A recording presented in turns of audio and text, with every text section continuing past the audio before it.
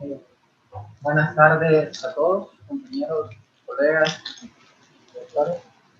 El día de hoy vamos a discutir el tema de COVID-19 y cómo se ve la enfermedad en la radiografía de tórax.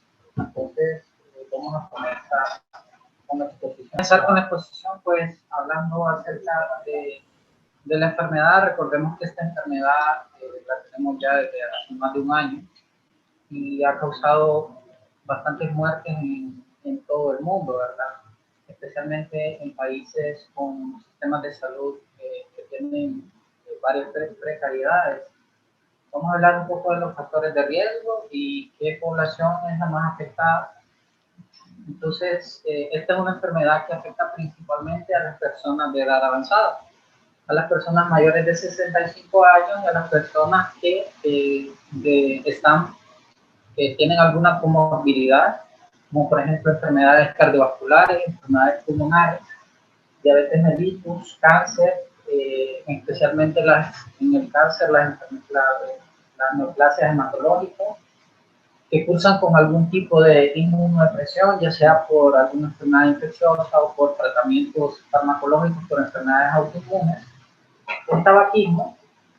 Entonces, estos factores de riesgo están relacionados, la mayoría entre sí, ya que esta enfermedad lo que produce en las etapas graves es una hiperinflamación, ¿verdad? Entonces, por ejemplo, las personas obesas, como recordamos, por lo general están en un estado proinflamatorio siempre, debido al sobrepeso. En la enfermedad cardiovascular sucede lo mismo, en la enfermedad renal también sucede lo mismo y estos pacientes al estar cursando con la enfermedad de COVID-19, en las fases más avanzadas se provoca un estado, además de proinflamatorio, protrombótico. Entonces, esto es lo que causa la mayoría de las complicaciones y es por lo que se han hecho la mayoría de estudios, porque estos pacientes al final desarrollan un síndrome de distrés respiratorio agudo a causa de microtrombos en la microcirculación pulmonar, que es el órgano más afectado. Entonces, por ejemplo, se ha estudiado que los varones tienen un poco más de riesgo de tener una enfermedad más grave que las mujeres por la respuesta inflamatoria que ellos tienen. Esta respuesta inflamatoria celular, ya que esto es un virus, tiene que ver con los linfocitos TCD4 y hay varios estudios, pero no hay ninguno, hay varias hipótesis que se refieren a esto, que algunos desarrollan una respuesta inflamatoria eh, exagerada y esto es lo que provoca que la enfermedad se desarrolle en una enfermedad grave. Y sucede lo mismo con la inmunodepresión, por ejemplo, en los pacientes que tienen VIH. En los pacientes que tienen VIH no está asociado, según los artículos que revisé, el simple hecho de tener VIH con tener una enfermedad más grave que nos aumenta el riesgo de contraer COVID-19 si el paciente está bien compensado, ¿verdad? Igual que con las otras enfermedades, sí, bien tratado y con los niveles de linfocitos TCD4 óptimos, ¿verdad? Entonces, solo estarían en un riesgo estándar como la mayoría de la población. Y también se dice que los varones están un poco más afectados porque generalmente son los que más tienen enfermedades pulmonares crónicas y son los que más consumen cigarrillos, ¿verdad? El tabaquismo también está asociado. Y vamos a hablar un poquito del COVID así a grandes rasgos, recordando que esta enfermedad, la mayoría, en un 80% de casos, cursan con una enfermedad leve. Y el otro 20% pues, puede cursar una enfermedad moderada. Cuando me refiero a una enfermedad leve, a un síndrome catarral, y algunos otros pacientes pueden cursar una enfermedad moderada y hasta un 30 o 40%, según algunas literaturas, puede cursar una enfermedad asintomática, ¿verdad? O sea, la gente no se da cuenta que tiene coronavirus y esto es lo que crea un problema porque ellos son los que más infectan a las demás personas. Entonces, hay 3 fases del coronavirus y esta fase es importante que las entendamos porque De estas fases también dependen los hallazgos radiológicos que vamos a encontrar en las radiografías o en las tomografías. Las tres fases son en el estadio 1, que sería el estadio de infección temprana, que es el que sucede después del periodo de incubación, que más o menos es unos 14 días aproximadamente. Y el estadio 1, pues son los primeros 7 días de la enfermedad. En esta fase, pues la sintomatología es variada, rinorrea, tos, dolor de garganta. Algunas personas pueden experimentar diarrea, náuseas, hiporexia, astenia, dinamia. Los síntomas son bien inespecíficos y se presentan igual que en otras enfermedades virales. Ya cuando avanza la enfermedad, que es cuando ya empieza la etapa progresiva, que es la etapa pulmonar, ahí sí ya se ven algunos cambios radiológicos más importantes. Los primeros 5 días, como les digo, por lo general en los estudios radiológicos no hay muchos hallazgos y esto nos puede llegar a crear una confusión, creer que tenemos un paciente que no tiene la enfermedad y sí la tiene, ¿verdad? Porque la radiografía o la tomografía no presentan muchos cambios. Entonces, de la fase pulmonar, que es a partir del 7º día, cuando se da la mayoría de hallazgos, y en la fase hiperinflamatoria, que algunos llegan a esa fase que ocurre después del 10º día aproximadamente, entre el 10 y el 12 días es cuando llega la fase tipo, cuando más cambios vamos a ver en los estudios radiológicos. Y aquí una gráfica de la Universidad de Johns Hopkins que muestra los datos actuales del número de casos de COVID en el mundo. En este caso subrayé los de Honduras, que son 156.606 casos hasta el día de hoy. Tenemos una mortalidad del 2 a 3% alta en comparación a otros países de Centroamérica. Y en total han habido 2.343.000 personas que han fallecido por el coronavirus en el mundo. Entonces, para que veamos la importancia de esta enfermedad y el auge que está teniendo en todo el mundo y que parece que no se va a detener a corto plazo. Ya entrando directamente a lo que es la radiografía de tórax, recordemos que la radiografía de tórax es uno de los primeros estudios que pedimos en pacientes con patología, sospecha de patología pulmonar, y debemos definir algunas cosas. Pues la radiografía de tórax es un estudio que tiene sus limitaciones, ¿verdad? Y como les mencioné anteriormente, depende de la fase de la enfermedad, podemos encontrarnos con radiografías de tórax que estén completamente normales. No significa que el paciente no esté enfermo. Hay que recordar que el diagnóstico de coronavirus se hace por una prueba laboratorial, no por un estudio de imagen. Estos son estudios complementarios que aunados a la clínica nos hacen hacer un diagnóstico más preciso que nos permite definir conductas, si es manejo ambulatorio, si es manejo hospitalario, si es cambiar medicación, si es de transferir al paciente a unidades de cuidado intensivo. Entonces los hallazgos son evolutivos en el transcurso de la enfermedad. Y al inicio puede que haya cambios, pero son bien sutiles. Y la radiografía de tórax es un estudio que no es de fácil interpretación, ¿verdad? Y la apariencia típica de las lesiones en la radiografía de tórax son de una neumonía vírica. Entonces ahorita estamos en una pandemia, lo primerito que pensamos es que sea coronavirus, pero no significa que solo el coronavirus nos puede producir esos hallazgos radiográficos o tomográficos. Entonces siempre tenemos que tener en cuenta el diagnóstico diferencial, ¿verdad? Pero en el contexto actual de una pandemia, lo primerito que pensamos y que piensan los clínicos es el coronavirus, y por eso vamos a ver hasta dónde nos puede ayudar la radiografía.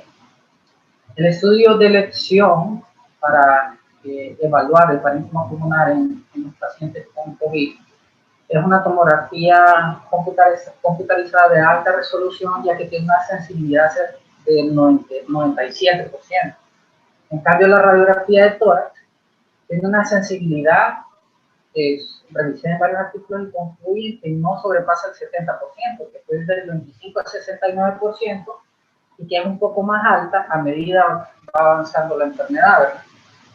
Entonces, recordemos eso, la sensibilidad significa qué pacientes son los que nosotros podemos decir que sí están enfermos, que sí podemos diagnosticar con el estudio y decir, este paciente sí tiene COVID. Entonces, apenas es del 69% para la radiografía de tórax. Acá hubo un consenso de la sociedad de Fleischner sobre las indicaciones de la radiografía de tórax. No todos los pacientes se les debe hacer una radiografía. Recordemos que hasta el 80% manifiestan una enfermedad leve, catarral, ¿verdad? Además que no está disponible la radiografía en todos los lugares, y que también si sospechamos que los pacientes puedan tener COVID y los mandamos a hacer radiografía, eso significa que haya mayor exposición de los demás, de las demás personas, ¿verdad? Entonces, idealmente la radiografía se hace portátiles, por eso es que se deben hacer las radiografías portátiles y no a todos los pacientes. Entonces, a los pacientes en quienes sí está indicado una radiografía de tórax son los pacientes con COVID-19 confirmados con empeoramiento del estado respiratorio. Entonces, serían los pacientes que tienen una enfermedad moderada o con tendencia a empeorar, ¿verdad? Y si los recursos son limitados, está indicada para el triaje médico. Y estos pacientes deben presentar características clínicas de enfermedad moderada, ¿verdad? Entonces, para decidir si el paciente hay que manejarlo de forma ambulatoria o ingresarlo. Y recordemos también algo muy importante, que en esta enfermedad puede haber disociación clínico-radiológica. El paciente puede tener bastante sintomatología y los estudios radiológicos pueda que no muestren muchos cambios, o viceversa, que se vean radiografías con compromiso importante, pero que tal vez el paciente no tenga muchas manifestaciones clínicas o incluso puede tener hipoxemia silenciosa, ¿verdad? Y no es indicada en pacientes que tengan enfermedad clínica leve, a menos que esté en riesgo de progresión de enfermedad. Y este estudio lo hizo la Sociedad, el Colegio Americano de Radiología, donde especifica que una radiografía de tórax normal no significa que el paciente no tenga enfermedad por COVID-19. Incluso una tomografía puede estar normal y tampoco excluye el diagnóstico de COVID-19, ¿verdad? La misma diferencia de la tomografía con una sensibilidad más del 94%. Sí, tiene del 97%, pero sí, tiene la sensibilidad del 97%, pero algunos pacientes no tienen, pueden cursar asintomáticos, o sea, esto no excluye la infección, o sea, que el paciente lo curse, que tenga la enfermedad, porque se han hecho algunos estudios y querían utilizar. Es que se hicieron algunas publicaciones sobre utilizar la tomografía o la radiografía como método de diagnóstico o de screening para COVID-19. Pero ¿qué es lo que pasa? En las primeras fases de la enfermedad, algunos pacientes no muestran hallazgos radiológicos característicos, y eso no significa que el paciente no tenga la enfermedad en ese momento que se hizo el estudio. Tiene el 97% de sensibilidad, pero también depende de la fase de la enfermedad. Entonces, eso es lo que... Pero al inicio dijo usted que la mayoría son asintomáticos. No, el 30 a 40% puede llegar a ser asintomático, el 80% manifiesta una enfermedad leve. Eso es lo que... Pero es que ahí yo creo que claro, una cosa de infección, entonces tiene que un paciente tiene COVID-19 que es decir. Sí, es que... Tienen la neumonía. Sí, exactamente. Correcto. Una cosa es SARS-CoV y otra cosa es COVID-19. COVID-19 no es sinónimo de infección. Es sinónimo de infección y enfermedad. Infección por SARS-CoV-2 no es sinónimo de COVID-19. ¿Sí va? O sea, porque él puede tener ahorita el SARS-CoV-2 y no desarrolla la enfermedad. Y eso es un montón de gente, de que no desarrolla la enfermedad. Y la mayoría precisamente. Entonces ya con tabla de COVID-19 aplicado la sensibilidad de la tomografía y todo, de hecho la mayoría de las tomografías, gente con COVID, que usted le haría toda la mayoría de normales, ¿no? Sí, bueno, incluso por eso se llama COVID-19, por las siglas en inglés de enfermedad por coronavirus, ¿verdad? Y aquí una muestra de una radiografía versus una tomografía. ¿Por qué es preferible la tomografía? En este caso, es el caso de una paciente a quien se le realizó una radiografía de tórax, una paciente que tenía sintomatología respiratoria y que indicaba que podría tener COVID-19. Se le hizo una radiografía de tórax en la cual se miraba normal la radiografía de tórax y posteriormente, una hora después, se le realizó una tomografía. Una hora después. Una hora después se le realizó la tomografía y en la tomografía mostró en un área en el pulmón derecho, en el ángulo postdiafragmático, debido al fluido que no se miraba en la radiografía, ¿verdad? Entonces, esa es un área de neumonitis que no se ve en la radiografía porque es un área que permite que se visualice de forma normal en este caso. Entonces, eso es lo que para recordar por qué la tomografía tiene mucha más sensibilidad. Y acá, pues, ya que vamos a usar esta palabra bastantes veces, vidrio expulido, puse una comparación porque para saber lo que es un vidrio expulido, ahí más o menos se mira en la imagen como de una puerta de un baño, así la comparo yo, de un baño, y ese es el aspecto normal del vidrio expulido, que hacemos la analogía con lo que hay algo que vemos en la radiografía. Entonces, ahí podemos ver una imagen donde hay vidrio expulido, que es un patrón, se ve en patologías que pueden ser de tipo intersticial, en algunas enfermedades infecciosas, algunas enfermedades reumatológicas, incluso en algunas enfermedades que presentan metastásicas, también podría haber este patrón. Entonces, para saber a lo que se refiere cuando hablamos de vidrio expulido. Y vamos a ir ahora con los hallazgos que vamos a encontrar en la radiografía, que nos pueden sugerir que estamos ante una persona que tenga coronavirus, ¿verdad? Y que los hallazgos radiológicos nos hagan aún más cerca del diagnóstico. Entonces, esto lo tomé de un artículo de CERAM, donde definen que hay cinco hallazgos que son muy sugestivos de enfermedad de COVID-19. La primera es una opacidad focal, que es la que vemos ahí, es la que está mejor delimitada, que tiene menos, los márgenes están un poco menos definidos con nódulos, y que los encontramos en las periferias del pulmón, en las partes subpleurales, y que son radiopacas, las que son más radiopacas en comparación a las demás. La número 2 es parecida a la número 1, pero es un poco menos evidente, que es la que tenemos en la parte de abajo, en la parte basal. Los hallazgos más significativos del COVID-19 los encontramos de forma bilateral, basales, periféricos e inferiores en la radiografía de pulmón. Entonces, recordemos eso para que lo tengamos en cuenta al momento de hacer la evaluación de la radiografía. El número 3 es un tenue aumento de la densidad de forma difusa. Este quizás es un poco más complicado de identificar, y este es el que podría comprender el patrón de vidrio merilado, ¿verdad?, en la radiografía de tórax. El 4 ya es cuando el patrón es un patrón intersticial, que puede ser de manera focal, o difuso, que puede ser reticular, o incluso nodular. Y el número 5 es una combinación de todos de los anteriores, que puede ser un patrón alveolo intersticial, focal o difuso. Entonces vamos a ir mostrando algunas imágenes de cada una.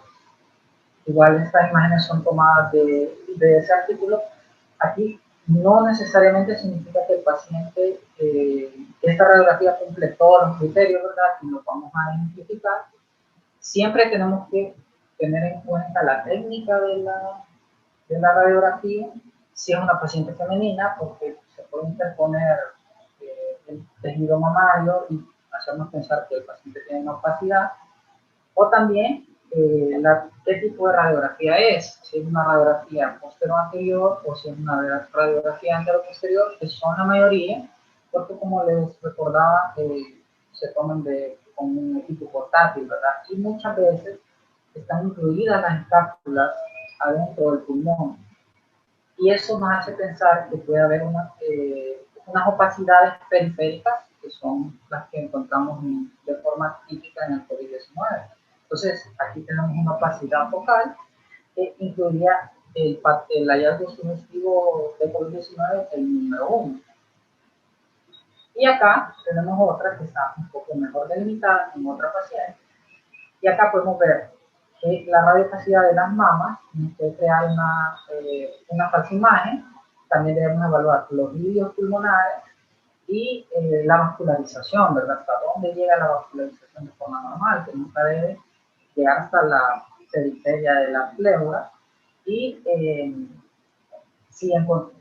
nunca debemos evaluar una radiografía sin tener en cuenta el contexto clínico, que es muy importante.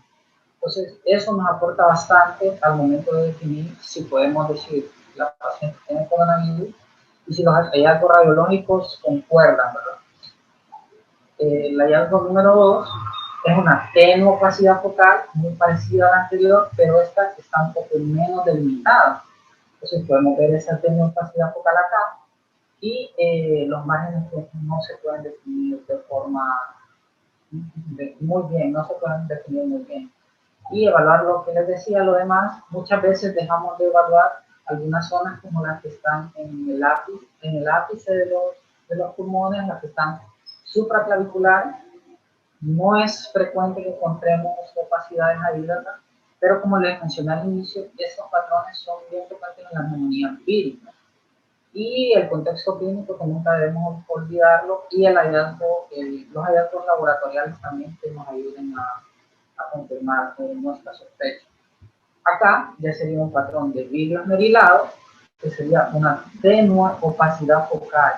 En el vidrio esmerilado, lo que sucede es que son áreas, por decirlo, de neumonitis, y todavía nos permiten ver la vasculatura pulmonar, ¿verdad? En comparación con una radiopacidad alveolar, que ya si fuera un consolidado ya no nos permitiría ver la vasculatura pulmonar. Entonces eso, para que lo recordemos, al evaluar una radiografía de tórax, muchas veces esta radiografía, la técnica no es muy buena y eso nos puede crear cierta confusión al momento de la interpretación. Entonces, recordemos que muchos de estos pacientes están en cuidados intensivos, están encamados, la técnica no es adecuada y además presentan otras comorbilidades, ¿verdad? Muchos de ellos que son cardiópatas, son nefrópatas, pueda que tengan sobrecarga hídrica y todo eso nos puede confundir en el diagnóstico. Y acá otro ejemplo de un aumento de la densidad de forma difusa.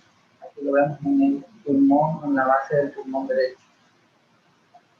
El patrón intersticial focal, que era el número 4, acá, esto por lo general ya son en fases más avanzadas de la enfermedad. Después del 10º día se puede encontrar este patrón.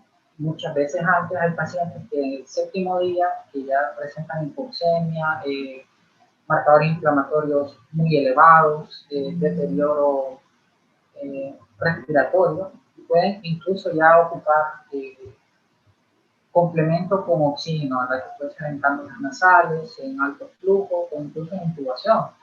Y estos patrones se empiezan a ver más o menos después de los 7º, 8º día, y en el día número 12, el día 12 es cuando presentan su pico. Entonces acá vemos un patrón intersticial focal. Siempre debemos evaluar la periferia de los pulmones, la base, y comparar. Siempre que evaluemos un parénquima pulmonar, debemos evaluar cada espacio intercostal y compararlo con el tórax contralateral. Acá un patrón intersticial difuso ya de un paciente con una fase mucho más avanzada de la enfermedad por COVID-19, vemos la ocupación prácticamente de casi el 100% de ambos campos pulmonares, ¿verdad? Solo podemos ver acá unas pacientes donde hay menos opacidades, un patrón completamente intersticial, y estos pacientes ya pues generalmente están en fases muy avanzadas de la enfermedad. Esta paciente pues, falleció, ya tenía un compromiso pulmonar casi del 100%. Y el patrón alveolo intersticial. Como les recordé, les mencioné al inicio, el COVID-19 ataca principalmente la microvasculatura pulmonar, entonces ataca el intersticio. Al afectar el intersticio, independientemente, va a llegar un momento que también va a haber afectación del espacio alveolar. El espacio alveolar va a estar ocupado por líquido, por pus, porque estos pacientes es frecuente que tengan algunas sobreinfecciones, principalmente bacterianas o micóticas, entonces vamos a tener un patrón mixto y por lo general que se dan fases mucho más avanzadas de la enfermedad. Y vamos a ver también lo que son hallazgos no sugestivos de COVID-19. No significa que el paciente no tenga COVID-19, sino que nos deben hacer pensar en otros diagnósticos diferenciales antes de decir si sí o si no, ¿verdad? Y recordemos que hay pacientes que pueden tener otras patologías y estar en un hospital y, digamos, entran por una descompensación cardíaca, que tienen un derrame pleural y en el mismo hospital se contaminan y desarrollan la enfermedad por COVID-19 y pueden tener algunos de estos hallazgos más los hallazgos sugestivos de COVID-19. Entonces, los no sugestivos, si los encontramos de forma aislada, serían la consolidación focal única, que cuando hay un aumento de la densidad con o sin broncograma aéreo, con o sin signo de la silueta, y que principalmente se ve una neumonía bacteriana. También las adenopatías, esas no son sugestivas de COVID-19, pues las encontramos a nivel central, ¿verdad? Y la principal característica del COVID es que afecta las bases bilaterales y la periferia del pulmón. El derrame pleural tampoco es frecuente, que la principal presentación del COVID-19 sea derrame pleural, sí se puede presentar en fases avanzadas, incluso eso indica un mal pronóstico, ¿verdad?, del paciente, pero como que de forma aislada no se presenta el derrame pleural. Y la otra serían los nódulos, ¿verdad?, que serían ya lesiones bien circunscritas, de márgenes bien definidos y radiopacidades focales. Y aquí algunas imágenes de una consolidación del pulmón derecho, pues podría ser el lóbulo medio del pulmón derecho. Y vemos que no tenemos hallazgos típicos en esta radiografía porque solo está afectado de forma unilateral el hemitórax derecho. Adenopatías, como les mencionaba también, a veces las adenopatías pueden hacer pensar en consolidados y es frecuente que algunos clínicos consulten o interconsulten para saber si puede hacer una neumonía o no por la visualización. Lo principal que da la radiopacidad del líquido pulmonar son los vasos, ¿verdad? Los vasos pulmonares, la arteria y la vena pulmonar, y esto aquí puede haber una forma como de un meñique, y eso, los hilos pulmonares, pues podemos dividir el hemitórax en tercios, y por lo general no sobrepasan la vasculatura pulmonar hasta llegar al tercer tercio del pulmón externo, ¿verdad? Si lo vemos de medial a lateral. Entonces eso nos puede ayudar al momento de diferenciar. Y los hallazgos clínicos, siempre es importante, los hallazgos clínicos y de laboratorio. El derrame pleural, como les mencionaba anteriormente, no es frecuente esta presentación, sí podría ser frecuente que este paciente que tiene ese derrame tenga una sobreinfección viral, ¿verdad? Pues ese derrame puede ser paraneumónico, puede ser por insuficiencia cardíaca, puede ser por algún proceso neoplásico, etc. Y ese paciente sí perfectamente puede contagiarse del COVID-19 y desarrollar la enfermedad, pero este patrón no es típico de presentación inicial. Y el nódulo pulmonar, que como lo vemos en esta radiografía, es una radiopacidad circunscrita, ¿verdad? Y en este caso está en el lóbulo superior del pulmón derecho. No es una presentación típica de COVID-19. Y vamos ahora con la clasificación de los hallazgos. Hay un consenso para la interpretación de los hallazgos en la radiografía, y son 4: la apariencia típica, la apariencia indeterminada, la apariencia típica y el negativo para neumonía. Entonces vamos a ver cada uno de estos. Este cuadro está en un artículo de la RSNA y aquí da las principales características para que nosotros podamos definir si estamos ante un hallazgo, perdón, ante una radiografía con muy alta probabilidad de que sea COVID-19, con hallazgos compatibles con COVID-19, hallazgos indeterminados para neumonía por COVID-19, hallazgos atípicos para neumonía por COVID-19 y hallazgos definidos que no existe neumonía, pero que no descartan la infección por COVID-19. Entonces, los hallazgos típicos que debemos recordar es el patrón, la distribución y la localización. Con eso nosotros ya tenemos gran parte del diagnóstico y podemos decir si una radiografía es compatible con COVID. ¿Verdad?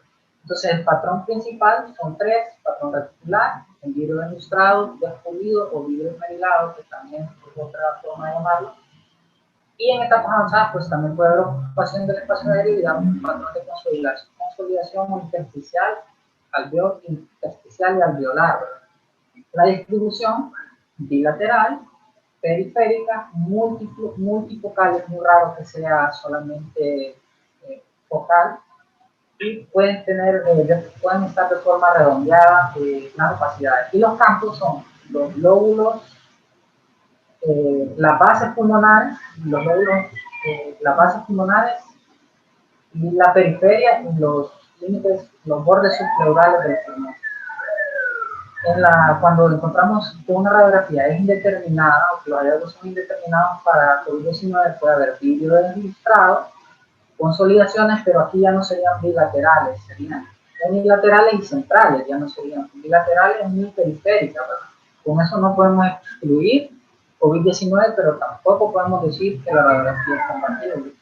Y más frecuentemente en los campos medios y superiores. Entonces, estas radiografías fácilmente las podemos confundir con edemas pulmonares, por ejemplo, que tienen de distribución central, como en alas de mariposa, y que pueden tener un patrón de vidrio ilustrado y a veces pueden tener consolidados también.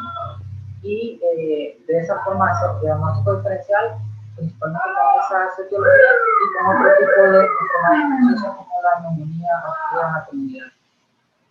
Los hallazgos atípicos ya serían neumotórax, neumomediastino, derrame pleural, consolidación lobar, un nódulo o una masa, un patrón biliar, como por ejemplo de una tuberculosis o una palpación, que también puede ser una tuberculosis, y esto pues generalmente afecta todo un pulmón, ¿verdad? Entonces la distribución, recordemos siempre, bilateral, periférica y multifocal, o sea, ya no tenemos ni distribución ni localización.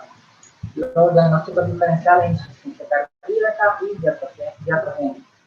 Y una radiología normal, ¿verdad? Sin hallazgos patológicos, así se concluiría, no existen signos de neumonía, y eso no descarta la enfermedad. Y recordemos siempre la evolución y el día de enfermedad que tiene el paciente. Por lo general, el COVID-19 dura unos 20 días, y los pacientes pues, que se complican pueden estar mucho más tiempo, pueden durar hasta un mes con la enfermedad, y con las secuelas pues pueden durar de 3 meses o hasta de por vida si es que logran salir de la fase crítica. Entonces, los hallazgos típicos: esta es una radiografía de un paciente con COVID-19 con la clínica característica, con los hallazgos serológicos positivos, que es una RT-PCR positiva para COVID-19, y acá pues vemos la ocupación de ambos espacios pulmonares, periféricos, aquí ya tenemos un patrón alveolo intersticial, ¿verdad? Podemos ver algunas zonas de vidrio escondido y unas zonas con patrón alveolar, que ya hay ocupación del espacio aéreo prácticamente del 100% del pulmón derecho y aproximadamente el 75% del pulmón izquierdo. Y recordar el patrón reticular, vidrio ilustrado y consolidación, bilateral, periférico, multifocal o parcheado, que son estas zonas que vemos ahí, pueden ser redondeados incluso, y los campos, la localización, las bases pulmonares, que por lo general ahí comienza, y luego es un patrón difuso, que puede ser ocupar todo el pulmón. Los hallazgos indeterminados, recordemos, puede haber patrón puede haber un patrón en vidrio registrado o una consolidación, que acá observamos un patrón en vidrio registrado, no observamos una clara delimitación de un área de consolidación, unilateral, siempre comparamos con el entorno contralateral, es de distribución central, no basal ni periférica, y afecta generalmente los campos medios o superiores del pulmón. De esto, si en el COVID-19 se llegan a afectar los campos medios superiores, pues siempre están afectadas las bases.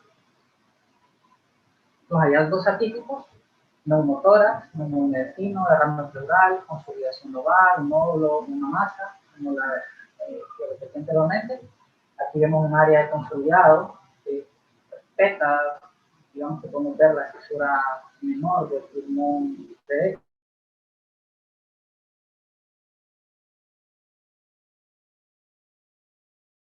Estamos con los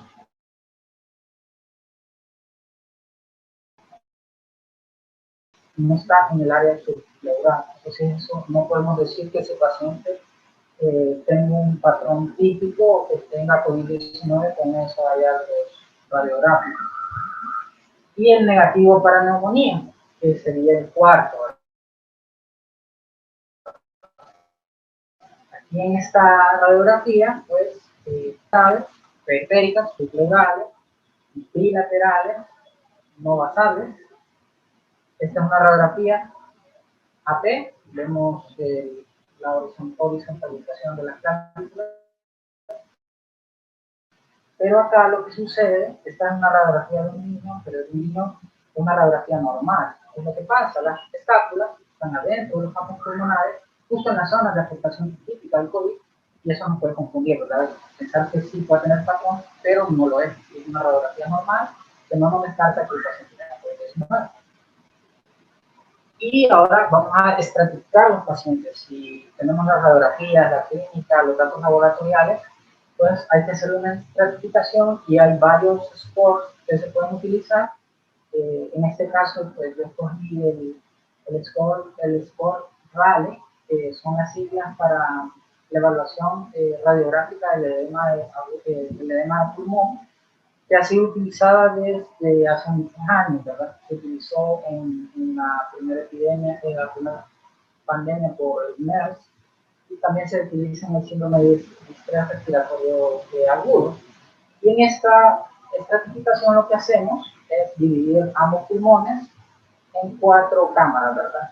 Lo que hacemos es que en la línea media trazamos una línea y a nivel de los hilos pulmonares trazamos otra y hacemos una cruz, y eso nos divide en 4 cuadrantes de los pulmones. Y luego cada cuadrante atravesamos una línea a la mitad para que hacen la división y que nos queden los 8 espacios. Cada espacio corresponde a un 25% del campo pulmonar, y esta escala va de 0 a 8 puntos según la extensión radiológica. Lo normal, 0, una enfermedad leve de 1 a 2, moderada de 3 a 6 y mayor de 6, pues sería una enfermedad severa. Como les dije al inicio, en algunos lugares se puede hacer esto para utilizar la radiografía como triaje, ¿verdad? Para decidir qué paciente va para la casa, qué paciente necesita manejo hospitalario o qué paciente necesita UCI.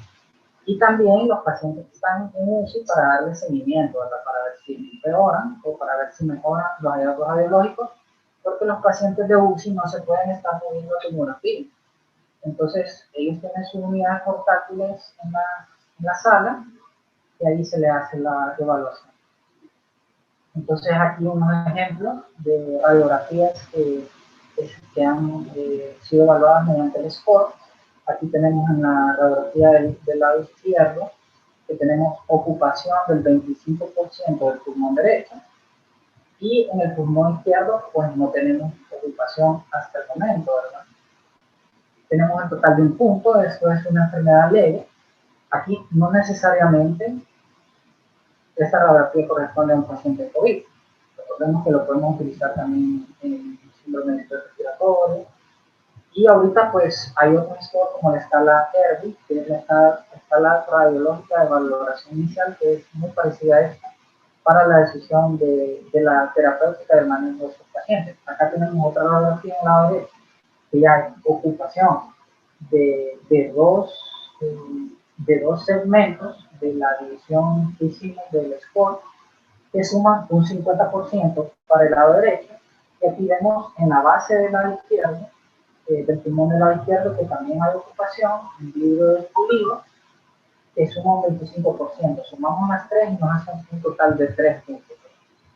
Y acá, pues traigo unos ejemplos de pacientes que diagnosticados con COVID, que tienen la clínica, y los hallazgos radiológicos característicos, ¿verdad? Que son típicos, y aquí nosotros podríamos hacer la división, la evaluación. Aquí vemos que hay aproximadamente el 75% de ocupación del lóbulo pulmonar, del pulmón derecho. Aquí hay más o menos el 75% también del pulmón izquierdo, para un score de 6. Tenemos hallazgos bilaterales, patrón intersticial bilateral, los consolidados, algodonosos, redondeados, periféricos, superdurados y la clínica del paciente. Y acá es el mismo paciente, nada más que es la radiografía tomada 3 días después, en la que podemos comparar el empeoramiento radiológico del paciente, seguramente clínico también. Otra radiografía, esta de un paciente masculino, vemos si evaluamos la periferia de ambos campos pulmonares, encontramos patrón individuo pulido, acá unos consolidados, y podemos incluso ver algunas áreas que parece que tienen un broncograma aéreo, que ya lo convierte en un patrón alveolo intersticial, ¿verdad? Y el mismo paciente, en una radiografía, ya esta vez AP, que ya fue tomada en cuidados intensivos porque se deterioró, y vemos que hay ocupación del 100% de los